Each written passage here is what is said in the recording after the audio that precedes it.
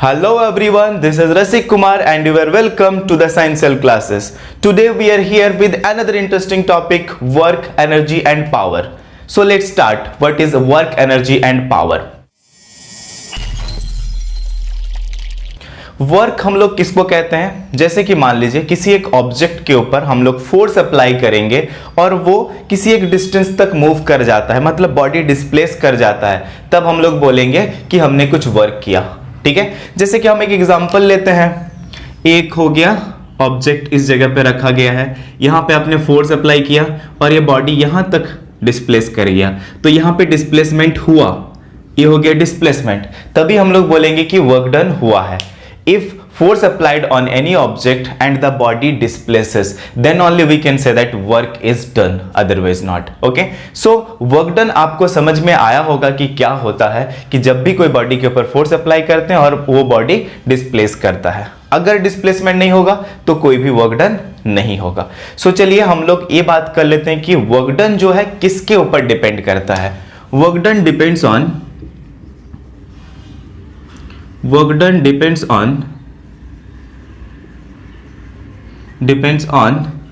first one, amount of force, मतलब कितना हम लोग फोर्स अप्लाई कर रहे हैं उसके ऊपर वर्क डन डिपेंड करता है। तो फर्स्ट पॉइंट इज एफ के ऊपर वर्क डन डिपेंड करता है। मतलब समझिए कि अगर दो बॉडी के ऊपर हम लोग फोर्स F1 और F2 लगा रहे हैं, मान लीजिए दो बॉडी है ए और बी, आप यहाँ पे फोर्स लगा रहे F1 और यहाँ पे लगा रहे F2, और आपको पता है कि F1 जो है वो ग्रेटर है F2 से, और दोनों ने सेम डिस्प्लेस कवर किया, दोनों में सेम डिस्प्लेसमेंट हुआ। A B S distance cover किया, A B S distance cover किया, तो बताइए वर्क डन किस में ज्यादा हुआ होगा? जिसमें फोर्स ज्यादा है। तो हम लोग बता सकते हैं कि वर्क डन जो है वो किसके ऊपर डिपेंड कर रहा है? अमाउंट ऑफ फोर्स के ऊपर। सेकेंड वन हम लोग बता सकते हैं कि वर्क डन और किसके ऊपर डिपेंड करेगा? डिस्प्लेसमेंट के ऊपर। ठीक है, डिस्प्लेसमेंट एस के ऊपर कैसे डिपेंड करता है? अब हम लोग दो अलग अलग बॉडी लेंगे ए और बी। सोचिए आप यहाँ पे भी फोर्स लगा रहे हैं, यहाँ पे भी फोर्स लगा रहे हैं। अब फोर्स को सेम मान लेते हैं, यहाँ पे भी फोर्स एफ लगाया गया, यहाँ पे भी फोर्स एफ लगाया गया, लेकिन यहाँ पे एक बॉडी S1 जो है कम डिस्प्लेस कर रहा है और S2 जो है वो ज़्यादा डिस्प्लेस कर रहा है। तो समझिए कि S1 से अगर S2 ज़्यादा है तो कौन सा फोर्स ने ज़्यादा वर्क किया, मतलब किस बॉडी के ऊपर ज़्यादा वर्क हुआ है? इस बॉडी के ऊपर। फोर्स तो दोनों में सेम लगाए हैं लेकिन ये ज़्यादा डिस्टेंस कवर किया है, इसका मतलब वो इसमें ज़्यादा वर्क डन हुआ है। तो चलिए हम लोग बता सकते हैं कि F depends on the displacement. मतलब यहाँ पे हम सिंपली बता सकते हैं कि वर्क डन जो है दो फैक्टर के ऊपर डिपेंड कर रहा है। First one is the amount of force and second one is the displacement. ठीक है, तो अब बात ये आता है कि how can we calculate the amount of force. How can we calculate the amount of work done, कि बॉडी के ऊपर हमने फोर्स तो लगा दिए, अब उसमें वर्क डन कितना हो रहा है। समझिएगा, वर्क डन कैलकुलेट करने के लिए इन दोनों को हम लोग मल्टीप्लाई कर देंगे, फोर्स को और डिस्प्लेसमेंट को। So amount of work done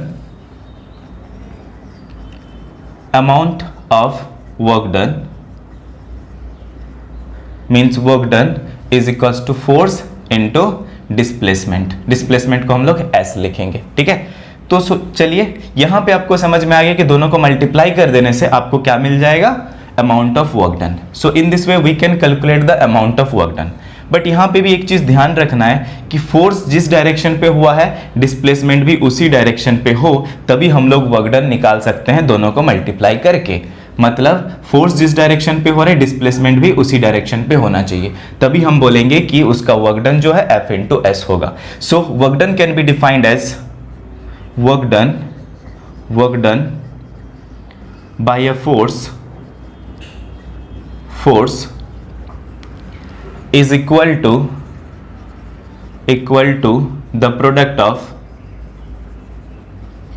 of force and displacement along the direction of force, along the F। मतलब फोर्स के डायरेक्शन पे जितना डिस्प्लेसमेंट हुआ है और उसी को फोर्स से मल्टीप्लाई कर देंगे तो हम लोगों को क्या मिल जाएगा, वर्क डन मिल जाएगा। याद रहे दोनों का डायरेक्शन सेम होना जरूरी है, मतलब फोर्स जिस डायरेक्शन पे हो रहा है डिस्प्लेसमेंट भी उसी डायरेक्शन पे होना चाहिए। तब अगर हम लोग उन दोनों को मल्टीप्लाई कर देते हैं तो हमको क्या मिल जाएगा, वर्क डन मिल जाएगा। तो चलिए इसको नोट डाउन कर लीजिए, फिर हम लोग डिस्कस करते हैं कि वर्क डन के डिफरेंट केसेस क्या क्या होंगे। कहने का मतलब अगर मान लीजिए बॉडी फ्लैट सरफेस पे है, जैसे कि एक फ्लैट सरफेस हो गया मतलब हॉरिजॉन्टल सरफेस, यहाँ पे फोर्स लगा रहे तो बॉडी उसी डायरेक्शन पे मूव कर रहे हैं। क्या होगा अगर हम लोग किसी एक इंक्लाइंड प्लेन के ऊपर ऑब्जेक्ट को रखेंगे और फोर्स अप्लाई करेंगे, तब अलग अलग डायरेक्शन पे अगर हो गया, मतलब फोर्स और डिस्प्लेसमेंट का डायरेक्शन अगर अलग अलग हो तो वर्क डन कितना होगा। तो चलिए उसके बारे में हम लोग डिस्कस कर लेते हैं। अब मान लेते हैं कि बॉडी किसी इंक्लाइंड प्लेन के ऊपर रखा गया है और हम लोग फोर्स अप्लाई कर रहे हैं, तब हम लोग किस तरीके से उसका वर्क डन निकालेंगे। तो इसमें भी दो केस बन जाएगा, जैसे एक बॉडी का एक प्लेन हो गया, इंक्लाइंड प्लेन हो गया जो यहाँ पे एंगल थीटा बना रहे हैं। अब बॉडी इसी जगह पे रखा गया है और आप फोर्स इस डायरेक्शन पे लगा रहे हैं और बॉडी तो मूव इधर ही करेगा ना, तो ये हो गया डिस्प्लेसमेंट का डायरेक्शन। डिस्प्लेसमेंट का डायरेक्शन इधर है लेकिन फोर्स का डायरेक्शन इधर है। तो आपको पहले ही बताया गया है कि वर्क डन निकालने के लिए एक कंडीशन तो बहुत ज़रूरी है और वो कंडीशन है कि फोर्स और डिस्प्लेसमेंट का डायरेक्शन सेम होना चाहिए। तो चलिए अब हम लोग बात करते हैं, डिस्प्लेसमेंट तो इधर हो रहा है, फोर्स के डायरेक्शन पे तो नहीं हो रहा है, तो मेरा कोशिश ये रहेगा कि डिस्प्लेसमेंट इसके डायरेक्शन पे कितना हो रहा है वो हम चेक करके देखें कि कितना आएगा। मतलब बॉडी इधर मूव कर रहा है, इधर भी तो यहाँ से भी अगर देखेंगे तो कुछ तो डायरेक्शन, जब बॉडी यहाँ से इस तरीके से जा रहा है तो इसके अलोंग पे कितना मूवमेंट हो रहा है वो फाइंड आउट करेंगे। कैसे निकाला जाएगा, means we are going to find out this one. S इधर है तो ए वाला कितना होगा, एस के टर्म पे इसको लिखना है। तो याद करिए जरा, परपेंडिकुलर राइट एंगल ट्राइंगल पे हम लोग लिखते हैं, इसको हम नाम दे देते हैं ओ ए बी। तो चलिए यहाँ पे अगर हम लोग सॉल्व करेंगे, cos theta is equals to क्या आ जाएगा बताइए, cos theta is equals to P by H, sorry B by H. तो ये हो जाएगा B O A, that is equals to O A by H, H मतलब है एस, ठीक है। That means O A is equals to S cos theta. तो इसको ओ ए को हम लोग क्या मान सकते हैं, S cos theta, S cos theta.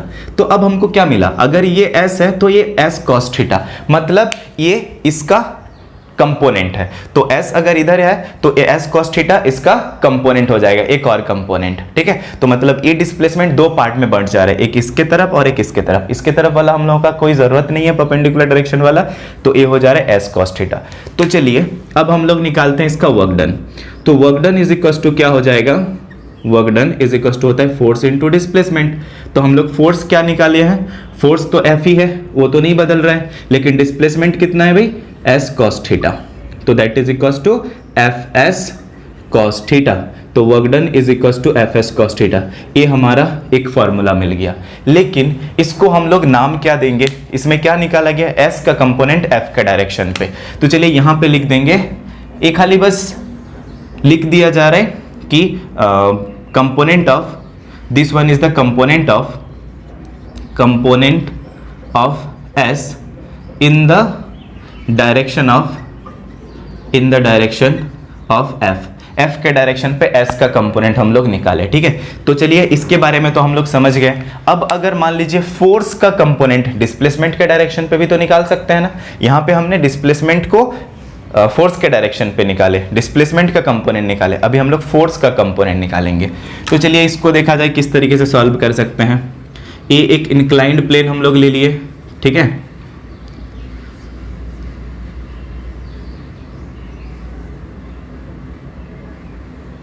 एक इंक्लाइंड प्लेन है, यहाँ पे ऑब्जेक्ट रखा गया है और आप इधर फोर्स लगा रहे हैं, इस डायरेक्शन पे आप फोर्स लगा रहे हैं। सो दिस इज एफ, ये एफ का डायरेक्शन हो गया और इधर एस का डायरेक्शन है, ठीक है। तो अब हम एस को नहीं चेंज करेंगे, डिस्प्लेसमेंट को चेंज नहीं किया जा रहा है, अब फोर्स का कंपोनेंट निकालेंगे। तो चलिए देखते हैं कि फोर्स का कंपोनेंट कैसे निकाला जा सकता है। हम इसको थोड़ा इधर प्रोड्यूस कर देते हैं, क्योंकि हम लोगों को इसी डायरेक्शन पे ही तो एफ चाहिए होगा ना, इसी डायरेक्शन पे एफ। तो फोर्स को निकालने के लिए हम यहाँ पे परपेंडिकुलर ड्रॉ कर लेते हैं, इसका नाम देते हैं ओ ए बी। फिर से हमको ओ ए चाहिए क्योंकि एस इधर है तो फोर्स का कंपोनेंट इधर कितना होगा, ए एंगल थीटा था तो ए एंगल भी थीटा होगा। तो जरा सोचिए इस ट्रायंगल में कॉस थीटा का वैल्यू कितना होगा, cos theta is equal to B by H. तो बी कितना है ओ ए, एच कितना है यहाँ पे एफ, ठीक है। तो ओ ए इज इक्वल टू कितना मिल जाएगा हम लोगों को, एफ कॉस थीटा।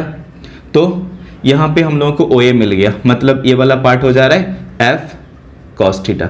अब f नहीं रहा, f कंपोनेंट्स में बंट गया, तो f का एक ही कंपोनेंट फिलहाल निकाले हैं जो कि f cos थीटा है। तो f का कंपोनेंट s के डायरेक्शन पे f cos थीटा, तो work done is equal to कितना हो जाएगा, f इंटू एस होता है तो f के जगह पे हम लोग क्या लिखेंगे, f cos थीटा।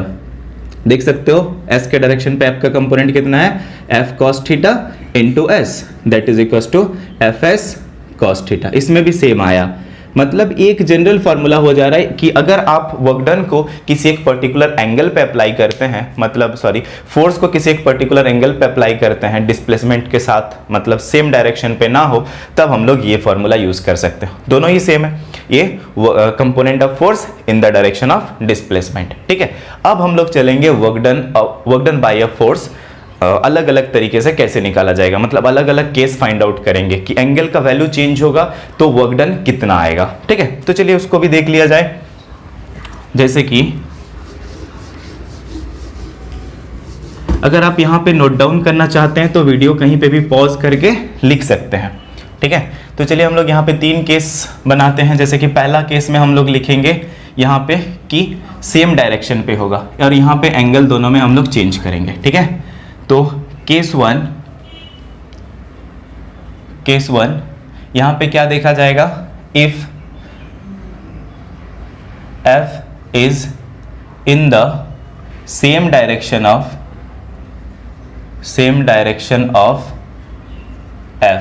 s, मतलब दोनों का डायरेक्शन सेम होगा, f और s का डायरेक्शन सेम है। जैसे कि मान लो एक फ्लैट सरफेस है, वहाँ पे फुटबॉल रखा हुआ है, हमने उसको किक कर दिया तो सेम डायरेक्शन पे वो मूव करता चला जाएगा। तो ये एक सरफेस हो गया, यहाँ पे बॉडी रख रहे हैं, यहाँ पे फोर्स f अप्लाई करें, बॉडी यहाँ तक डिस्प्लेस कर जाएगा, तो डिस्प्लेसमेंट कितना हो जा रहा है s, ठीक है। दोनों का डायरेक्शन सेम है, f का डायरेक्शन इधर, s का डायरेक्शन इधर, f भी इधर और s भी इधर, तो दोनों का डायरेक्शन सेम है, तो यहाँ पे एंगल कितना होगा 0, तो theta is equals to 0 degree. तो वर्क डन का वैल्यू यहाँ पे कितना आएगा, देखिए work done is equals to F S cos theta, तो that is equals to F into S into cos 0 degree. Cos 0 degree का वैल्यू 1 होता है, तो एफ इंटू एस हो जाएगा क्योंकि कॉस 0 डिग्री का value 1, so work done is equals to F into S. तो साफ साफ देख सकते हैं यहाँ पे पॉजिटिव वैल्यू भी दे रहा है, तो इस केस में हम लोग वर्क डन को पॉजिटिव मानेंगे, यहाँ पे पॉजिटिव बोला जाएगा। So in this case work done will be, work done is positive, ठीक है। तो वर्क डन यहाँ पे पॉजिटिव हो जाएगा। यहाँ पे देखते हैं कि इफ, यहाँ हम लोग एक केस बनाएंगे जहाँ पे वो फोर्स जो है वो 90 डिग्री पे एक्ट करेगा डिस्प्लेसमेंट का, मतलब force F is in perpendicular direction, perpendicular to the direction of s, मतलब f और s का बीच का एंगल कितना हो जाएगा 90 डिग्री। इसका एग्जांपल समझना चाहेंगे तो बता सकते हैं, जैसे कि मान लीजिए कुली ने एक लोड लिया हुआ है अपने सर पे और एक फ्लैट सरफेस पे वो मूव कर रहे हैं, मतलब हॉरिजॉन्टल सरफेस पे मूव कर रहे हैं। जैसे कि ऐसे ये एक फ्लैट हॉरिजॉन्टल सरफेस हो गया, कुली ने यहाँ पे लोड लिया हुआ है उसके सर पे कुछ, तो इसका वेट किधर काम कर रहा है, नीचे की तरफ काम कर रहा है, लेकिन मूव किधर कर रहा है, इधर।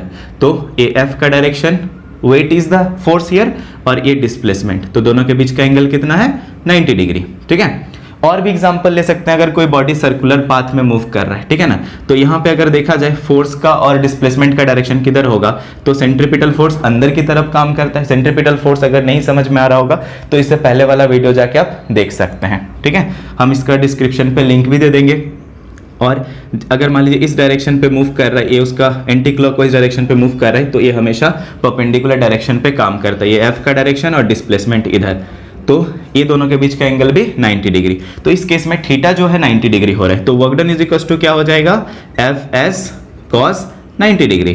तो सिंपल सा चीज, कॉस 90 डिग्री का वैल्यू 0, तो F into S into zero that is equal to zero. तो work done is equal to zero here. तो यहाँ पे वर्क डन जीरो होगा, तो जीरो वर्क डन प्रोड्यूस होगा। तो चलिए यहाँ पे हम एक बहुत ही इंपॉर्टेंट बात कर लेते हैं कि वर्क डन जीरो किस किस कंडीशन पे आएगा।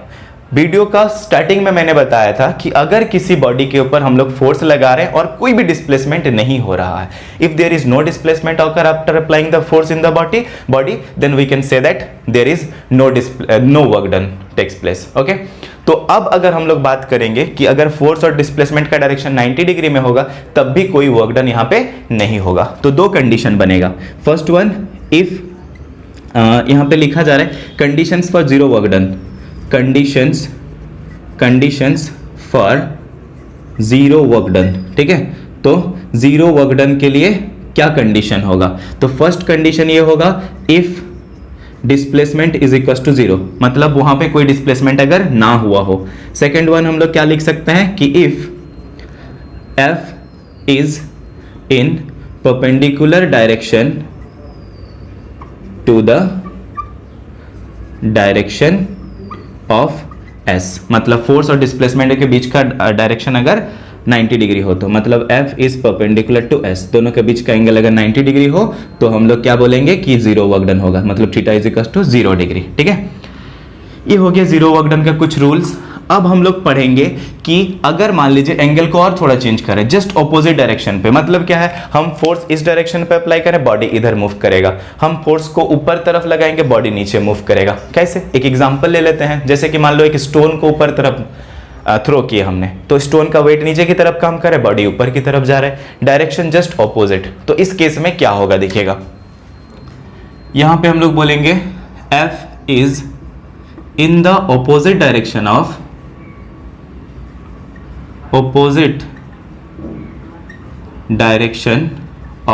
S, जस्ट ऑपोजिट डायरेक्शन पे होगा। तो ऑपोजिट डायरेक्शन मतलब फोर्स का डायरेक्शन इधर तो डिस्प्लेसमेंट इधर, फोर्स का डायरेक्शन इधर, डिस्प्लेसमेंट इधर। तो जरा सोचिए दोनों के बीच का एंगल कितना हो जा रहा है, theta is equal to 180 degree. तो अब इस केस में वर्क डन कैसा होगा, तो work done is equal to F into S into cos 180 degree, that will be equals to F into S into cos 180 degree का वैल्यू आप लोगों को नहीं पता होगा तो हम बता देते हैं, इसका वैल्यू -1 हो जाता है, that is equals to -F into S. तो work done is equals to F into S. तो मतलब यहाँ पे नेगेटिव वर्क डन आ रहा है, तो यहाँ पे work done is negative, work done is negative here. तो यहाँ पे वर्क डन टोटली नेगेटिव हो जाएगा। फिर से तुरंत शॉर्ट टर्म में रिवीजन कर लेते हैं, थीटा अगर 0 डिग्री हो या फिर डायरेक्शन F और S का सेम हो तो पॉजिटिव वर्क डन मिलेगा। अगर मान लीजिए दोनों के बीच का एंगल 90 डिग्री हो, F और S के बीच का एंगल 90 डिग्री और दोनों का डायरेक्शन परपेंडिकुलर है, तब वहां पे 0 वर्क डन होगा। ये दोनों कंडीशन है। लास्ट हम लोग पढ़े कि अगर दोनों का डायरेक्शन ऑपोजिट हो और दोनों के बीच का एंगल 180 डिग्री हो तो वहां पे क्या होगा, नेगेटिव वर्क डन प्रोड्यूस होगा। ठीक है, तो चलिए हम लोग आगे बढ़ते हैं और इसका यूनिट के बारे में पढ़ते हैं कि वर्क डन का यूनिट क्या हो जाएगा। ऐसा यूनिट, सीजीएस यूनिट, ये सब के बारे में पढ़ेंगे हम लोग। ऐसा यूनिट ऑफ वर्क डन,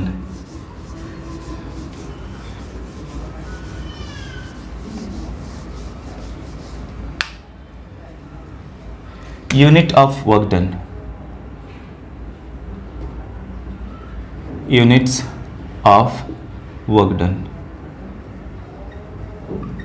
ठीक है, वर्क डन का यूनिट्स के बारे में बात करेंगे। हमने अभी अभी पढ़ा कि work done is equal to क्या है, F इंटू एस हो जाता है। कॉस थीटा का कोई यूनिट नहीं होता है, एंगल को हम लोग यहाँ पे फिलहाल मेजर नहीं कर रहे हैं, सेम डायरेक्शन पे अगर रहा तो work done is equal to F into S.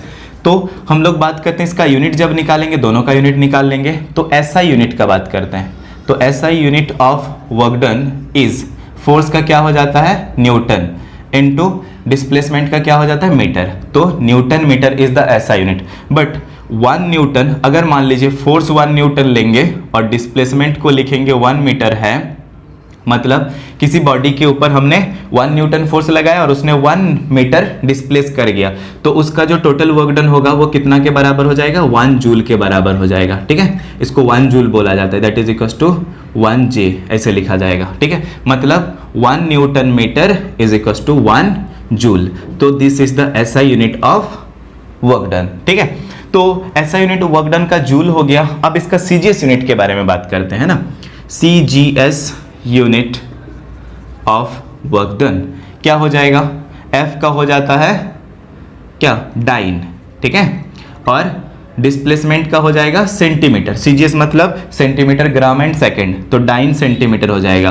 तो dyne centimetre is the CGS unit of work done.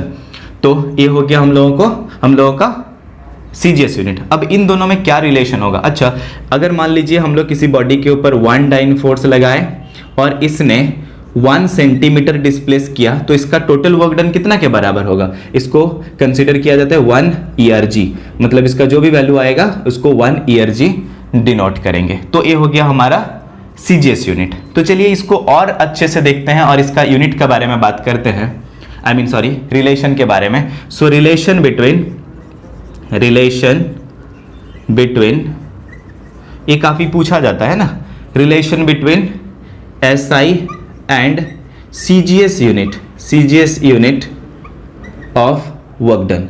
तो SI यूनिट और CGS यूनिट, SI यूनिट हम लोग क्या मानते हैं, जूल, CGS यूनिट ERG। तो इन दोनों में क्या रिलेशन है, तो चलिए स्टार्ट करते हैं SI से। तो 1 joule is equal to 1 newton into 1 metre होता है। अब अभी ऊपर में देखें, यहां से 1 joule is equal to 1 newton into 1 metre, ठीक है। तो 1 न्यूटन को हम लोग क्या लिख सकते हैं, 10⁵ dyne into 1 metre is equal to 10⁻² centimetre, मतलब ये 1 लाख और ये 100 centimetre. That is equal to multiplication के टाइम पावर ऐड हो जाता है, तो 5 और 2 7, तो 10⁷ डाइन सेंटीमीटर। तो डाइन सेंटीमीटर को हम लोग ERG कहते हैं ना, that is equal to 10⁷ ERG, ठीक है। तो हम लोगों को क्या मिला, 1 joule is equal to 10⁷ ERG। तो एक हमारा रिलेशन हो गया CGS और SI यूनिट का, ठीक है। तो चलिए इसको नोट डाउन कर लीजिए, फिर हम लोग आगे बात करेंगे पावर के बारे में। What is called power. Power आप कहां सुने होंगे, याद करिए। जैसे बल्ब खरीदते हैं तो उस पे उसका पावर लिखा हुआ रहता है, 60 वाट का, 100 वाट का, ये सारा चीज़। बाइक खरीदते हैं तो उसमें भी पावर का यूज़ हो, मतलब पावर के बारे में बताया जाता है। एक फ़ैन खरीदेंगे तो उसके पावर के बारे में भी बात होता है, जैसे कि 750 वाट का, 500 वाट का। तो ये सब पावर कहलाता है। बट पावर क्या है, उसका actual definition, power can be defined as the rate of doing work. मान लीजिए रेट ऑफ डूइंग वर्क का मतलब क्या है कि पर सेकंड पे आप कितना वर्क डन कर रहे हैं, ठीक है। तो अगर पर सेकंड पे वर्क डन निकाला जाए तो उसको क्या बोला जाएगा, पावर, ठीक है। तो यहां पे power can be defined as power can be defined as the rate of doing work, the rate of doing work is called power, ठीक है। तो ये हो जाता है रेट ऑफ डूइंग वर्क। तो चलिए जरा रेट ऑफ डूइंग वर्क क्या हो जाता है हम लोग देख लेते हैं। रेट ऑफ डूइंग वर्क मतलब power is equal to work done by time, ठीक है। तो ये हो जाता है power is equal to work done by time. तो चलिए इसका यूनिट के बारे में भी बात कर लेंगे। तो SI यूनिट ऑफ पावर क्या हो जाएगा, SI यूनिट ऑफ पावर।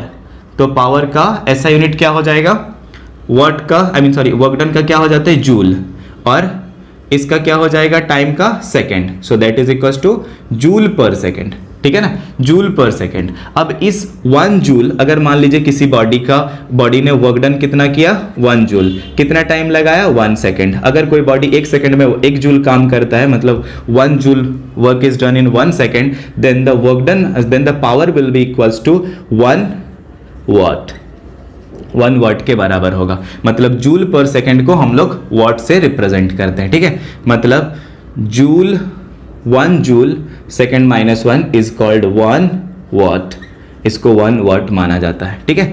तो ये हो गया इसका SI यूनिट, ठीक है। इससे भी और आगे आप अगर जानना चाहते हैं कि वाट का क्या हो जाएगा, बिगर यूनिट, तो किलोवाट हो जाएगा। मतलब आप अगर 1000 वाट लेंगे तो 1 किलोवाट के बराबर हो जाएगा। तो ये सब कुछ रिलेशन है। फिर अब हम लोग बात करते हैं एक इंपॉर्टेंट चीज के बारे में, पावर से रिलेटेड, बट इससे न्यूमेरिकल्स पूछा जाता है। क्या हो जाता है न्यूमेरिकल्स जानने से, मतलब न्यूमेरिकल में कि हम लोगों को अगर मान लीजिए पावर दिया हुआ है और हम लोगों को फोर्स दिया हुआ है और बोला वेलोसिटी निकालो। देखो तो इसका फॉर्मूला में कहीं पे भी वेलोसिटी मेंशन्ड है नहीं। तो वेलोसिटी के टर्म पे अगर हम लोग पावर निकालने की कोशिश करेंगे तो कैसे निकालेंगे, तो चलिए इसके बारे में भी हम लोग पढ़ लेते हैं। Power is equals to work done by time होता है। आप भी जानते हैं, हम भी जान रहे हैं, अभी हमने पढ़ा इसको। तो work done can also be defined as work done is equals to क्या हो जाता है, F into S and time. तो चलिए एफ को अलग कर देते हैं, एस बाई टी को अलग कर देते हैं। तो एस बाई टी मतलब हो जाता है डिस्प्लेसमेंट बाई टाइम। तो डिस्प्लेसमेंट बाई टाइम क्या हो जाता है, velocity. Velocity is equals to displacement by time. तो एस बाई टी वेलोसिटी को रिप्रेजेंट करता है, तो एफ इंटू वी हो जाएगा। तो मतलब power is equals to F into V. इसको नोट डाउन कर लीजिए क्योंकि ये फॉर्मूला जरूर यूज होता है, ठीक है। अगर मान लीजिए फोर्स दिया हुआ है और पावर दिया है, आपको वेलोसिटी निकालना है, या फिर वेलोसिटी दिया है, पावर दिया है, आपको फोर्स निकालना है, तब हम लोग इस फॉर्मूला को यूज कर सकते हैं। चलिए इसको भी नोट डाउन कर लीजिए। पावर के बाद हम लोग आ जाएंगे एनर्जी पे, ठीक है। तो एनर्जी पे बहुत ज्यादा डिस्कस हम लोगों को करने की जरूरत नहीं है। क्यों? क्योंकि energy and work done are quite equivalent terms. मतलब एनर्जी और वर्क दोनों ही लगभग सेम चीज है। कैसे? जैसे कि हम लोग समझते हैं कि वर्क डन करना है तो कुछ एनर्जी स्पेंड करना होगा, मतलब वर्क डन के लिए एनर्जी की जरूरत है। और एनर्जी का definition, capacity to do work is called energy. Capacity to do work और ability to do work is called energy. तो काम करने की क्षमता को हम लोग एनर्जी कहते हैं।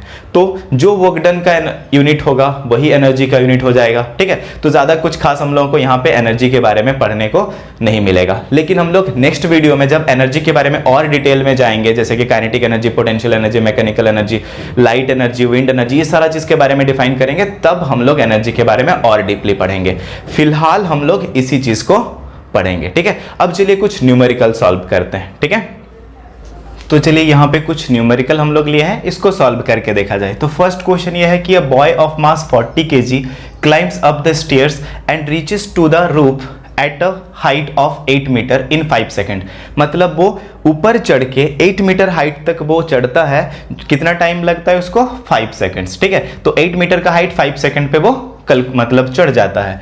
मतलब क्वेश्चन नंबर 1 को सॉल्व करने जाएं तो ए स्टेयर्स चढ़ के मान लीजिए किसी एक सर्टेन हाइट तक पहुंचा, जो कि कितना हाइट का है, ग्राउंड से height is equal to 8 metre, और यहां तक पहुंच गया, ठीक है। तो जरा बताइए कि हाइट अगर इतना है और इसको पहुंचने में टाइम कितना लग गया होगा, time is equal to 5 second. तो जरा सोचिए, फर्स्ट क्वेश्चन में निकालने बोला है कि force of gravity acting on the boy. Boy के ऊपर फोर्स ऑफ ग्रेविटी कितना एक्ट कर रहा है। तो क्वेश्चन नंबर 1 का 1 में force of gravity, force of gravity, force of gravity क्या हो जाता है, ग्रेविटी कितना फोर्स के साथ उसको अपने तरफ खींच रहा है, उसका वेट के जितना। तो उसका वेट कितना है हम लोगों को यहाँ पे नहीं दिया गया, मास दिया गया है। तो दैट इज इक्वल टू हम लोग लिख देंगे वेट ऑफ बॉय। तो बॉय का वेट कितना हो जाएगा, m इंटू जी के बराबर। वेट का फॉर्मूला होता है m into G, that is equal to mass कितना है इसका 40 इंटू जी का वैल्यू कितना होता है 10। हम लोग 10 कैलकुलेट कर सकते हैं, that is equal to 400 newton. So 400 newton will be the force of gravity with which the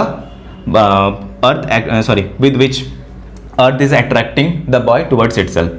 And the next question we have to find out the work done by him. तो इसने work done कितना किया, so work done is equals to क्या हो जाता है F into S। सो चीज को हम दो तरीके से निकाल सकते हैं, लेकिन हम लोग F इंटू एस वाला रूल ही अप्लाई करेंगे। बॉडी कहाँ से कहाँ तक गया है, यहाँ से यहाँ तक गया है, इसका मास यहाँ से यहाँ तक गया, तो फोर्स कितना लगा, फोर्स लगा 400 न्यूटन, ठीक है, उसका वेट है। और जब ऊपर गया तो कितना डिस्प्लेसमेंट हुआ, 8 मीटर। तो डिस्प्लेसमेंट 8 मीटर, फोर्स हो गया फोर्स हो गया 400 न्यूटन और डिस्प्लेसमेंट हो गया 8 मीटर, ठीक है। तो दैट इज इक्वल टू क्या हो जाएगा, फोर्स के जगह पे लिखेंगे हम लोग 400 न्यूटन इंटू 5, डिस्प्लेसमेंट के जगह पे 8 है तो 8 मीटर। तो that is equal to 3200 newton metre, या फिर लिख सकते हैं 3200 जूल, ठीक है। तो उसका वर्क डन हम लोगों को हमने निकाल लिए। नेक्स्ट हम लोगों को क्या फाइंड आउट करने बोला जा रहा है, power spent by the boy. तो उसने पावर कितना लगाया, तो पावर निकालने का तरीका हम लोग जानते हैं कि पावर का फॉर्मूला क्या हो जाता है, power is equal to work done by time. हमने वर्क डन फाइंड आउट कर लिए हैं 3200 joule and time is 5 second. उसको टाइम कितना लग रहा है, 5 सेकेंड। तो 5 second that is equal to 5 6 30, 5 4 20, 640, that is equal to 640 joule second minus 1, that is called 640 watt. तो पावर हो जाएगा 640 वाट, ठीक है। तो तो चलिए इसको नोट डाउन कर लीजिए, हम लोग फिर नेक्स्ट क्वेश्चन को सॉल्व करते हैं। क्वेश्चन नंबर 2, इसमें क्या दिया गया है,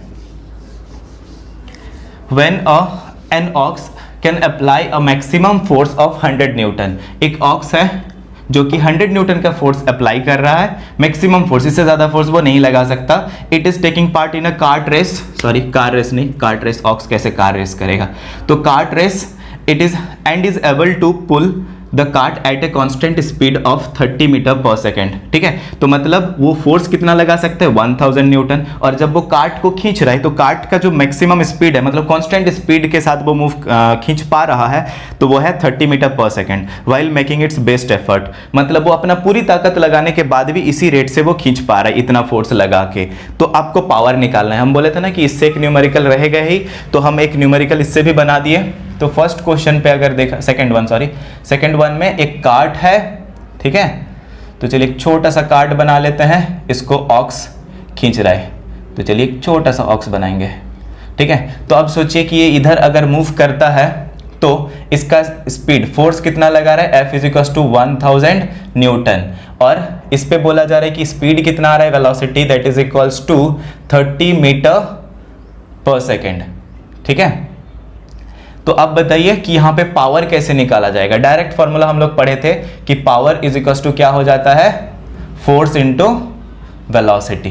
ठीक है, लेकिन हम लोग इसको फिर से डेराइव कर देते हैं, छोटा क्वेश्चन है, नहीं तो चलो डेराइव तो हम लोग कर चुके हैं, डायरेक्ट यूज कर लेते हैं। फोर्स के बदले हम लोग क्या यूज करेंगे, 1000 newton and velocity is equals to 30 metre second -1, that is equals to 30,000 power है तो वाट में आंसर आए, क्योंकि दोनों का ऐसा यूनिट यूज किया है। तो 30,000 वाट या फिर 1000 से डिवाइड कर देंगे तो 30 किलो वाट में कन्वर्ट हो जाएगा। This is the answer for the second question. ठीक है, फिर से हम लोग यहाँ पे कुछ न्यूमेरिकल्स ले लिए हैं, जैसे कि question number 3, a water pump raises 50 litre of water through a height of 25 metre in 5 second. मतलब एक पंप है जो कि 50 लीटर वाटर को ऊपर उठा सकता है, कितना टाइम पे, 25 मीटर हाइट तक उठा सकता है 5 सेकंड में। 50 लीटर वाटर को 25 मीटर हाइट तक 5 सेकंड में उठा सकता है एक पंप। तो बोला जाए उसका पावर कितना होगा। जनरली अगर आप रिक्वायरमेंट देखेंगे क्वेश्चन का, तो पावर इज इक्वल टू क्या हो जाता है, फोर्स इनटू डिस्प्लेसमेंट, या फिर आप समझ सकते हैं फोर्स क्या हो जाता है, m × g। तो फोर्स वेट के बराबर हो जाता है, नीचे से ऊपर जा रहा है तो वेट की जरूरत होगा, तो मास की जरूरत है। g तो बोल दिया है कि आप यूज करिए 10 होगा, बट हमको मास निकालना है। और डिस्प्लेसमेंट तो बोला जा रहा है कि ऊपर कितना जा रहा है, 25 मीटर, तो s हम लोग फाइंड आउट करेंगे। ठीक है, तो हमको क्या क्या चाहिए, मास निकालना है, बस हाइट तो दिया हुआ है। तो जरा सोचिए कि वाटर को नीचे से ऊपर 25 मीटर हाइट तक उठाया जा रहा है, तो आप इसका इंफॉर्मेशन लिख लीजिए। वाटर का वॉल्यूम इज इक्वल टू क्या है, 50 लीटर। हमारा टारगेट है कि हम पहले क्या फाइंड आउट करेंगे, मास निकालेंगे। हमको वॉल्यूम दिया हुआ है और डेंसिटी ऑफ द वाटर दिया गया है कि density of water that is equals to कितना दिया गया है, 1000 kg पर मीटर क्यूब। तो जरा सोचिए कि डेंसिटी से क्या मास निकल जाएगा, ऑब्वियसली, क्योंकि डेंसिटी का फॉर्मूला हो जाता है मास बाय वॉल्यूम। बस मास मिसिंग है, वॉल्यूम तो दिया हुआ है, डेंसिटी भी दिया हुआ है, तो हम लोग फाइंड आउट कर सकते हैं। तो जरा सोचिए कि हम लोग जानते हैं कि 1 लीटर मतलब 1 metre cube is equal to क्या हो जाता है, 1000 लीटर। तो लीटर को अगर हम लोग मीटर क्यूब में कन्वर्ट करेंगे तो डिवाइड कर देना पड़ेगा, तो 50/1000 metre cube that is equals to 1/20 metre cube. हम 1/20 ही यूज करेंगे, ठीक है ना, कैंसिल आउट होने के बाद 1/20 आ रहा है, 5 1 = 5 और 5 20 टाइम्स में, तो 1/20 आ रहा है। तो चलिए अब हम लोग देखते हैं इसका density is equals to mass by volume. हमको मास निकालना है, तो डेंसिटी कितना दिया जा रहा है कि 1000 that is equals to mass find out करना है, और वॉल्यूम इज 1/20। तो ये जो 1/20 इधर डिवाइड है, इधर मल्टीप्लाई हो जाएगा, that means mass is equals to 1000 into 1/20 that will be equals to 50। So mass is equals to कितना आ रहा है, 50 kg। तो हम लोगों को मास मिल गया। अब पावर निकालने में कोई दिक्कत नहीं, तो पावर इज इक्वल्स टू क्या हो जाता है, force into displacement. Force can be written as m into g, मतलब पानी नीचे से ऊपर की तरफ जा रहा है, यहां से लेके यहां तक जा रहा है तो उसका वेट ही उसका फोर्स हो जाएगा। तो फोर्स हो गया mg और हाइट कितना मीटर ऊपर गया, h is equals to 25 metre ऊपर जा रहा है, टाइम अलग है। तो power is equals to F into S, नहीं ये वर्क डन निकाला जा रहा है, ठीक है ना। तो यहाँ पे पावर हम लोग फाइंड आउट करेंगे, वर्क डन फाइंड आउट करेंगे, फिर पावर पे चलेंगे। तो work done is equals to F into S M G into S, तो यहाँ पे एच हो जाएगा S 25, that is equals to mass कितना है 50, जी का वैल्यू 10 यूज करेंगे, हाइट कितना ऊपर गया है 25, दैट इज इक्वल्स टू 12500, ये हो जाएगा जूल में। तो चलिए अब इसका पावर निकाल लेते हैं। टाइम कितना लगा है ऊपर जाने में 5 सेकेंड, तो power is equals to work done by time, ठीक है। तो वर्क डन कितना है इसका 12500 बाय टाइम कितना लगा है इसने 5 सेकेंड, तो 525 टाइम्स में जाएगा और 00, दैट इज इक्वल्स टू 2500 वाट, ठीक है। तो चलिए इसको जल्दी से नोट डाउन करिए, फिर हम लोग यहाँ पे सेकेंड क्वेश्चन बनाते हैं। सेकेंड क्वेश्चन क्या दिया गया है, the power of a motor is equals to 40 kilowatt. तो पावर दिया गया है इसका, और at what speed the motor raise the load of इतना, मतलब ये उसका फोर्स है और उसका पावर दिया गया है, पावर और फोर्स दिया गया है, लोड यहाँ पे फोर्स का काम कर रहा है। सो सोचिए क्वेश्चन नंबर 2 में हम लोग क्या करेंगे। क्वेश्चन नंबर 2 के लिए हमारे पास क्या क्या इंफॉर्मेशन है, force is equals to, force कितना अप्लाई कर रहा है 20,000 newton, force is equals to 20,000 newton, and work done उसका पावर कितना है, power is equals to 40 kilowatt, 40 kilowatt. तो चलिए इसको वाट में कन्वर्ट कर लेते हैं, क्योंकि पावर हम लोगों को एसआई में जरूरत होगा। तो SI unit of power SI में क्या करेंगे 1000 से मल्टीप्लाई कर देंगे, तो 40,000 वाट हो जाएगा इसका। चलिए तो पावर मिल गया, फोर्स मिल गया, what we have to find it out, we have to find out the speed of the car, मतलब वेलोसिटी निकालना है। तो v is equals to find out करना है। आपके दिमाग में अब तक आ चुका होगा क्या करना है, पावर का कौन सा फॉर्मूला लगाना है, f इंटू वी वाला। तो v इज इक्वल्स टू क्या हो जाएगा, v is equals to power by force. तो पावर कितना है 40,000 डिवाइडेड बाय फोर्स कितना है 20,000, दैट इज 2 टाइम्स में कट जाएगा, that is equals to 2 metre second minus 1। तो ये हो गया आपका वेलोसिटी, ठीक है। तो इस तरीके से आप इसका न्यूमेरिकल्स को सॉल्व कर सकते हैं। चलिए ये न्यूमेरिकल अगर हम लोग सॉल्व कर लिए हैं तो आगे हम लोग डिफरेंट फॉर्म्स ऑफ एनर्जी और एनर्जी के बारे में और डिटेल में पढ़ेंगे नेक्स्ट वीडियो में। तो आज के लिए इतना ही, थैंक यू, बने रहिएगा एंड चैनल को सब्सक्राइब जरूर कर दीजिएगा और बेल आइकन को भी दबा दीजिएगा, ताकि पता चल जाए कोई भी अगर हम वीडियो अपलोड करेंगे तो आपको तुरंत नोटिफिकेशन मिल जाएगा और आप तुरंत सॉल्व कर सकते हैं, ठीक है। Thank you.